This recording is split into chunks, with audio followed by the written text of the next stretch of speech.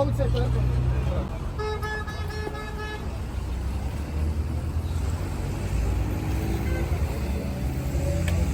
Sumqayıtda yola hələlik mənşəyi məlum olmayan mazuta bənzər maddə dağılıb. Əraziyə Fövqəladə Hallar Nazirliyinin Dövlət Yanğından Mühafizə Xidmətinin canlı qüvvəsi və texnikası cəlb olunub. Ərazidə təhlükəsizlik tədbirləri görülüb.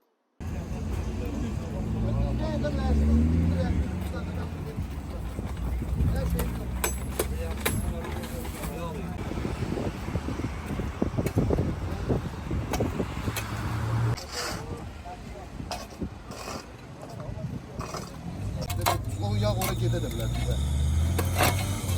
Qala da bilər. Dairəvi bu baş tam bizə çıxır.